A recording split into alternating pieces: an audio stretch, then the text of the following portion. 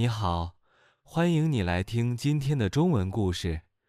我想问你一个问题，你有没有见过一只青蛙住在井里？你可能没有见过，可是我今天要给你讲的，就是一个和青蛙有关的故事。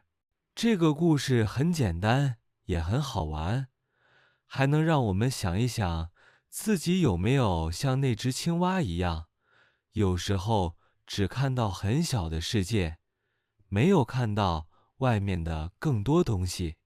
故事是这样的：从前有一只青蛙，它住在一个很小很小的井里。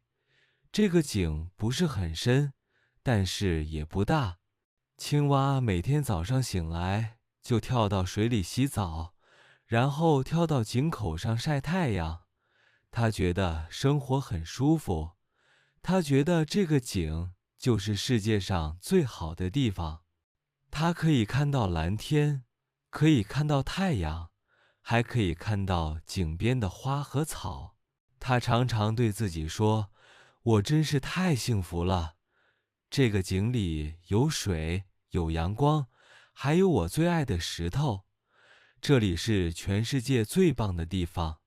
外面的世界可能没有这么好。”他觉得他什么都有了，不需要再去别的地方。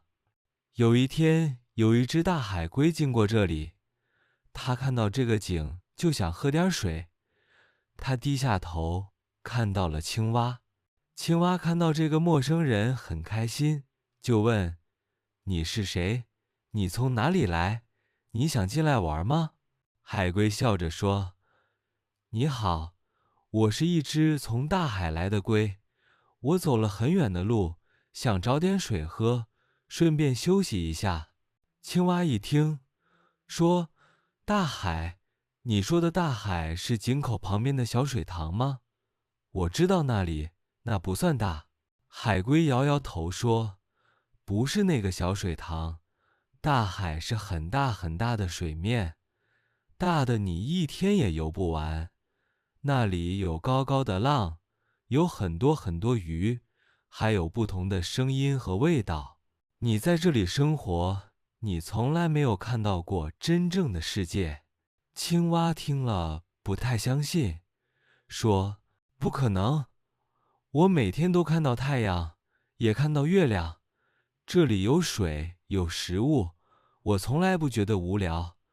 你说的那个大海，我想应该没有我这里这么好吧？”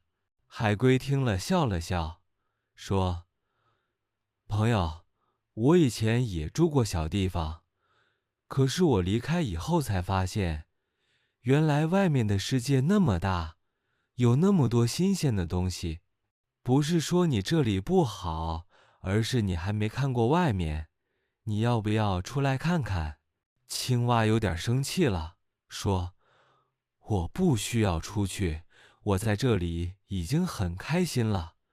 我不相信外面有你说的那么好。”海龟没再说什么，只是祝青蛙生活快乐，然后慢慢离开了。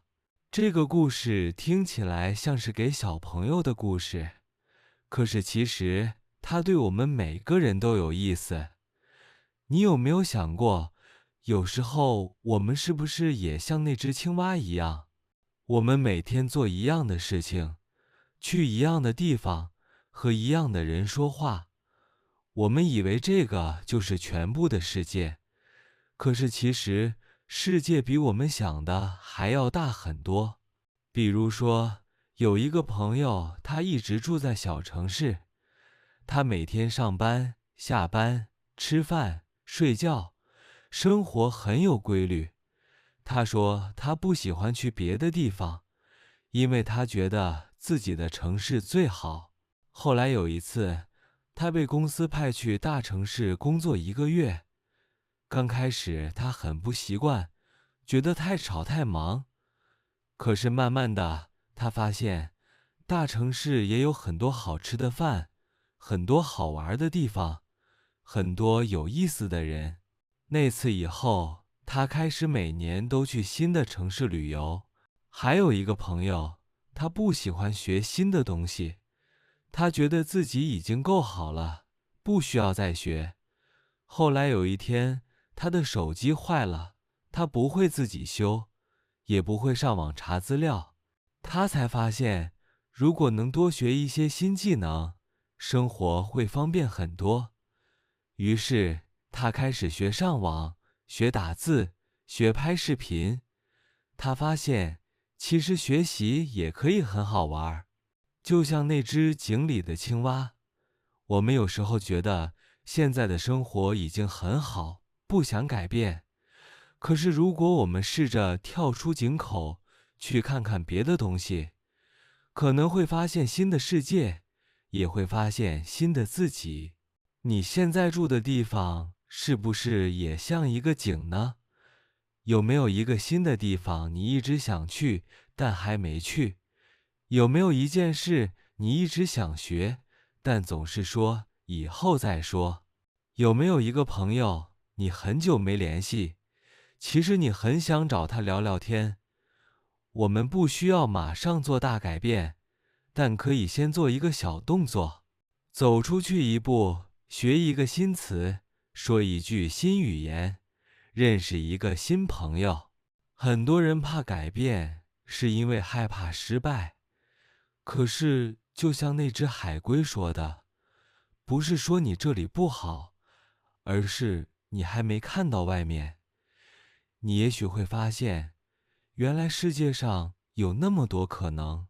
比如，有的人以前从来不做饭，后来开始在网上看简单的做菜视频，学着做，结果现在已经可以自己做晚餐了。有的人以前不敢说外语，现在每天花10分钟练习，说得越来越好。有的人以前怕坐飞机，后来试着短途旅行，发现原来出远门也没有那么难。这些都是从一个小小的跳出井口的动作开始的。我们每天都可以选择，是待在井里继续舒服的生活，还是试着往上跳一跳，看看外面的风景。有时候，我们只是需要一个机会，一个朋友鼓励我们，一次新的体验。就像你现在在听这个故事，这也是你在学习的一部分，是你走出井口的一个好开始。所以，下次当你觉得不想试新的东西时，可以问问自己，我是不是也像井底之蛙？